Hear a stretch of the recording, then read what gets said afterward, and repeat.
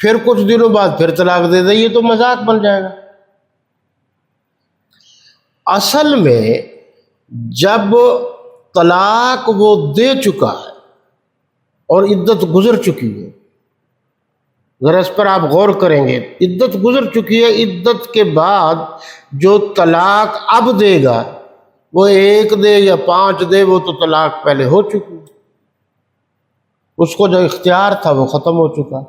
اس اختیار کو نہ سمجھنے کی وجہ سے یار لوگ ایک طلاق نہیں بلکہ 3 طلاقوں کو ایک قرار دے رہے ہیں۔ یہ بڑا مغالطہ ہے۔ جس طرح یہ مغالطہ ہے نا کہ لا صلاۃ الا بفاتحۃ الکتاب، کہ فاتحہ کے بغیر نماز نہیں ہوتی، تو کس نے کہا ہوتی ہے؟ آپ دیکھیں جی، جو نماز جہری ہے اس میں حکم ہے نا، جب امام صاحب تلاوت کر رہے ہوں وَإِذَا قُرِئَ الْقُرْآنُ فَاسْتَمِعُوا لَهُ وَأَنصِتُوا لَعَلَّكُمْ تُرْحَمُونَ، جب تمہارے سامنے قرآن پڑھا جائے تو غور سے اس کو سنو اور خاموش رہو، وَأَنصِتُوا، خاموش رہو، لَعَلَّكُمْ تُرْحَمُونَ، تاکہ تم پر رحم کیا جائے۔ تو یہاں خاموش رہنے سے مراد یہ ہے کہ جب امام صاحب تلاوت کر رہے ہیں، اس میں سورہ فاتحہ تو پڑھنی ہے نا انہوں نے جہری نمازوں میں، پیچھے والے کو حکم ہے وہ سنے۔ اب لوگ کہتے ہیں جی نہیں، بات کو غلط چکر دے دیتے ہیں، بھئی جب وہ نماز جہری ہے سنے گا نہیں تو کیا ساتھ کے ساتھ پڑھے گا؟ ان کے نزدیک تو ہوگا۔ اس پر آپ غور کریں، اور قرآن اور حدیث شریف میں یہ بھی ہے لا صلاۃ الا بجار المسجد، قریبی مسجد میں ہی نماز ہوتی ہے، اس کے علاوہ نماز نہیں ہوتی۔ اس کا کیا مطلب ہے؟ نماز نہیں ہوتی، اس کا مطلب ہے ترجیح دیجیے، پہلا حق قریبی مسجد کا۔ اسی پر تو فقہاء نے لکھا ہے کہ کتنی اذانوں کا جناب احترام کریں ہم، ہر طرف سے تو آج کل اذانیں ہیں، تو کہا گیا جو آپ کے قریبی مسجد ہو، جہاں آپ ہیں، اس سے اذان آ رہی ہے تو آپ اس کا احترام کریں۔ تو جناب طلاق بالکل ہو جاتی، اور اگر مزید کوئی مسئلہ سمجھ میں نہیں آتا تو لکھ کر آپ مفتیان نظام سے پوچھ سکتے ہیں، کسی مستند عالم، مستند مفتی سے۔ اب یہاں یہ بتایا گیا کہ ایک آدمی کا نکاح ہوا، حق مہر طے نہیں ہوا، اور وہ بیوی کے قریب نہیں گیا، مر گیا، فوت ہو گیا، اب بیوی کیا کرے؟ ادھر پچھلے درس میں بتایا گیا تھا نا کہ اگر فوت ہو گیا ہے خاوند اور اس کا بچہ ہے تو پھر ورثاء کے ذمے ہے اس کے بچے کے دودھ کا، نان نفقے کا انتظام کریں۔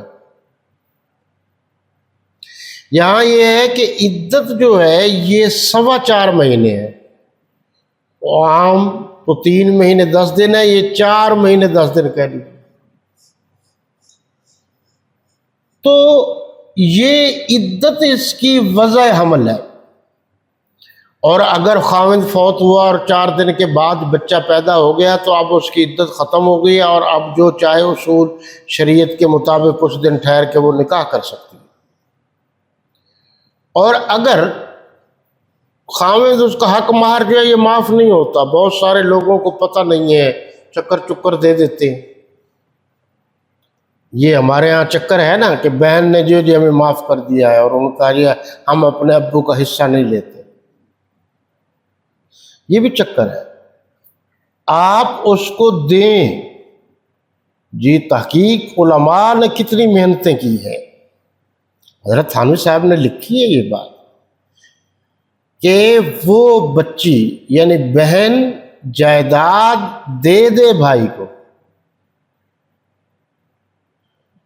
پھر بھائی واپس کر دے، پھر تو بات کوئی ماننے والی ہے۔ ایک بات. دوسرا یہ کہ بھائی بہن کو جائیداد دے، باتیں نہ کرے، اس کے پاس چلی جائے، اس کی ملکیت ہو جائے، پھر وہ بہن واپس کر دے.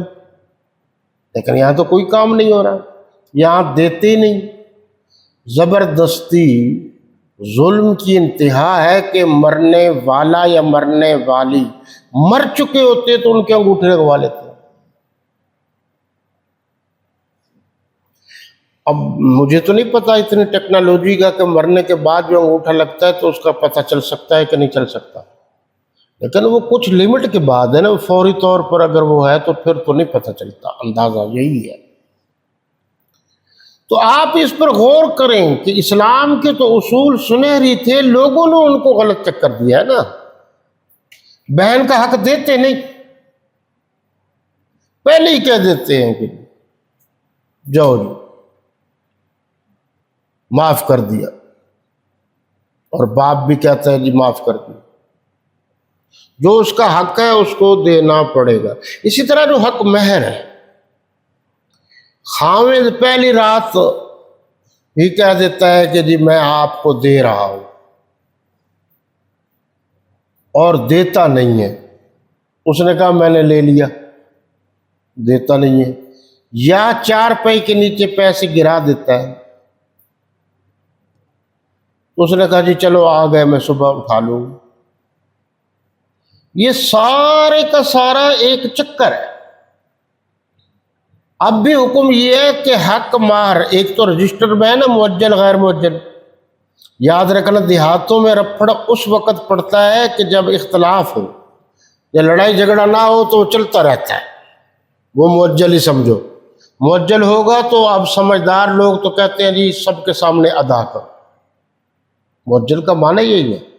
اور اگر غیر مؤجل ہے تو پھر جب جھگڑا ہوگا جو لکھا ہوا ہے وہ دینا پڑے گا. لیکن اب یہاں یہ ہوتا ہے کہ دیتا نہیں ہے ایسے. تو اب مولانا تھانوی صاحب نے اور باقی محققین نے یہ بات لکھی ہے کہ وہ پہلے دے خاتون کو، اپنی اہلیہ کو حق مہر جو اس کا بنتا ہے اسے دے، اس کے بعد وہ واپس کر دے خوشی سے تو اس کی مرضی. اب لوگ حق مہر میں زمینیں لکھاتے ہیں، جائیدادیں لکھاتے ہیں، جانور بھی لکھاتے ہیں، اتنی بھینسیں آپ کی، گائے آپ کی، بکریاں آپ کی، لیکن دیتے نہیں. یہ زیادتی. یہاں یہ بتایا گیا کہ طلاق ہو گئی وضع حمل کے بعد اس کی عدت ختم. 4 دن کے بعد وضع حمل ہوا یا 6 مہینے کے بعد ہوا، جب بھی ہوگا تو عدت جو ہے نا اس کی ختم ہو جائے گی. اب یہاں جی 3 صورتیں ہیں، اس پر آپ غور کریں گے. میں بالکل شارٹ کر رہا ہوں کہ تاکہ آپ کو سمجھنے میں آسانی ہو. یہ فقہی مسائل خاصے گمبھیر ہوتے ہیں اور ان کی خیر سے جزیات بھی ہوتی ہیں، یہ عام طرح کے مسائل نہیں ہیں. یہ اس میں 3 صورتیں ہیں. ایک یہ ہے کہ عورت کی عدت ہے یا نہیں، مرد تو مر گیا نا، مرنے والے مرد کی بات ہے.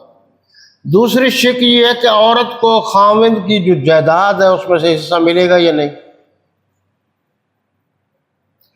تیسری شک یہ ہے کہ عورت کا جو حق مہر ہے وہ اس نے ادا نہیں کیا مرد نے، تو اب کیا ہوگا.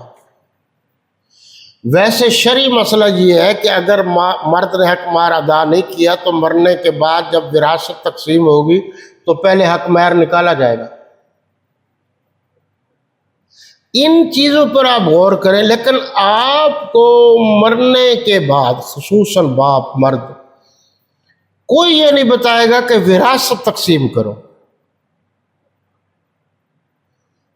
پہلے وراثت تقسیم ہوتی ہے، اس کے بعد اتفاق رائے سے ایصال ثواب کے لیے جو آپ پروگرام کرنا چاہے وہ کر لیں.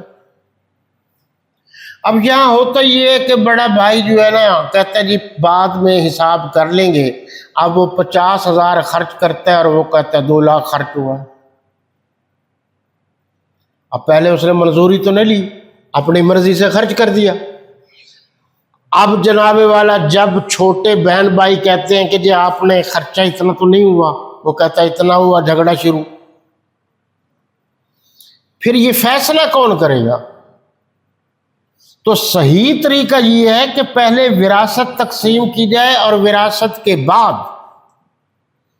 جو ہے وہ بیٹھ کر مسجد بنوانی ہے، مدرسہ بنوانا ہے، یا کوئی خیرات کرنی ہے، یا اپنے اعزاء و اقرباء کی امداد کرنی ہے، یا فقیر فقراء کی امداد کرنی ہے، یا کوئی اور کام کرنا ہے، وہ مشورے سے ہوتا ہے۔ یہ بھی ہم میں کمزوری ہے۔